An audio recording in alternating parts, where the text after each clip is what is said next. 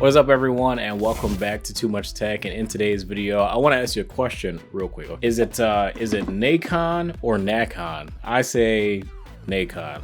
Nacon, I don't know. I say both, honestly. It just depends on whatever rolls off the tongue during the course of that sentence. But this is the Rig Pro Compact Controller for Xbox, works obviously Xbox One, Xbox Series S and X, and Windows 10, which is what I have primarily been using this controller on, is Windows 10. And I will say, for a very small controller, it is pretty impressive. It's nice to use, and it's only about 50 bucks. Well, this isn't really a pro controller. I don't know why they call it a pro controller. Maybe because it has an app that you can do different thumbstick programs and whatnot, which is cool, and remap the face buttons. But this does not have buttons on the back of the controller. So with that being said, I don't really think this qualifies as a pro controller. So that is that's kind of a reach. So for reference, here is the size of the Nacon Pro Compact, and then here's the size of a regular Xbox controller. So obviously this is significantly smaller than the regular Xbox controller. And if we flip them over and look on the back, this controller is not wireless, it's wired, and you got this hard wire here. So if your wire gets frayed or breaks or whatever, you're kind of screwed. You got to buy another one. But to be honest, this cable is extremely tough, so I don't think really anything will happen to the cable.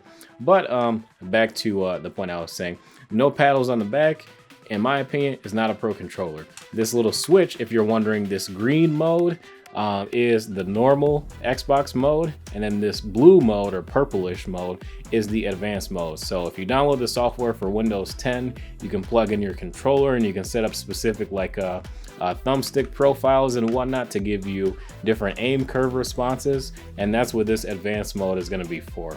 Other than that, I didn't really see much point in the software, to be honest, so it's kind of passable. This controller does offer Dolby Atmos 3D surround sound and whatnot, so you download the Atmos app onto your Xbox or Windows 10 device, and then when you plug in your headset straight to the 3.5mm jack, you will have a little bit better audio experience because of that Dolby Atmos audio, and they do have EQs as well. I've been messing around with it quite a bit on their new wireless headset for Xbox One, so that review will be coming extremely soon. Well, actually, that review might be out before this one, so I'll leave a link in the description below so you guys can check it out. But the Dolby Atmos actually does put in quite a bit of work. The EQ in that is really good, and you can really tune headphones that don't really have that great a sound to have much better sound. But I digress. Getting back to the controller and the fundamentals as a controller. So the share button is really far down. It's, I don't know, it's kind of weird, but it is what it is. Usually in the newer controllers, I believe it's up a lot higher.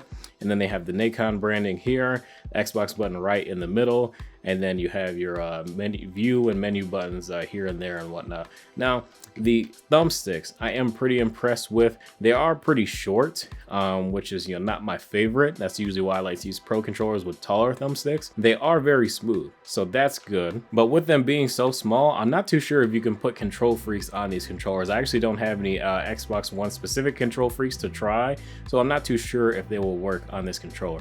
I do like how they had the little Nacon snake on the head of the thumbstick, and then this one is like a grippy textured feel. This one does feel a little bit grippier, but I will say that this one, I do wish this design was on this thumbstick or not at all, because it is a little slippery, so that's kind of unfortunate. The buttons, they're all fine. They do feel a little bit chunky, I will say. These buttons are pretty huge, especially for a compact controller. I wouldn't think the buttons would be so big, but not the end of the world. And then the D-pad is pretty good. It's nothing really too special to write home about. The LB and R1 bumpers are really nice and have good feedback, and the triggers are incredibly snappy. So if you want really snappy triggers that pop back instantly, these are some very nice triggers to use. Honestly speaking, other than the Dolby Atmos sound, and if you just have really small hands and you prefer to use a very small controller, there's very few circumstances that I would recommend this controller over a regular Xbox One controller. Regular Xbox One controller obviously is wireless, and you don't have this massive and kind of heavy wire, even though the cable is 10 feet long.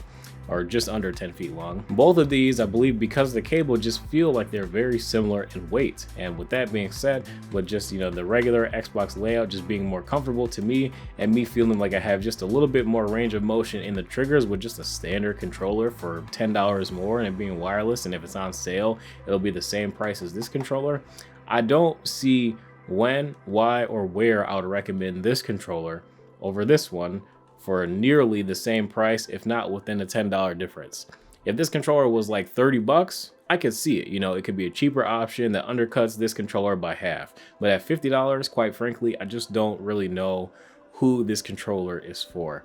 Because even if you have smaller hands, well, I can't really speak on that because I don't have smaller hands. If you have smaller hands, then I guess that, you know, this could be a lot more viable for you. But this thumbstick is a little slippery too, because they put the graphic there. So that's just the hard part. If this was over here and it was just your movement thumbstick, it wouldn't really be that big of a deal. But since typically you'll have your fingertip on this thumbstick anyways, I would think it's really important to have that grippier texture over here. It looks nice, but it's wired and it's a little bit more on the expensive side of something that I would consider to be worth it.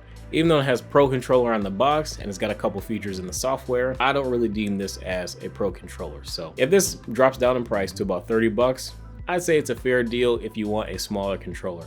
Otherwise, I would be getting a regular Xbox controller. But that's gonna be it for this video. If you guys enjoy, feel free to drop a like, subscribe if you guys are new. Let me know what you guys think about this controller in the comment section below. Is there a reason why you would purchase this over something else in a similar price range, unless it was just really cheap on sale for like 20 or 30 bucks? Because really, I think this thing max is only worth about 30 bucks. Let me know what you guys think. If you guys have any other questions, drop them in the comments, drop them in my Discord channel if you guys want to join there as well. I'll probably have some giveaways running pretty soon. I may actually have 1 or 2 running right now. So feel free to check that out and let me know. I'll see you guys in the next video. Thanks for watching.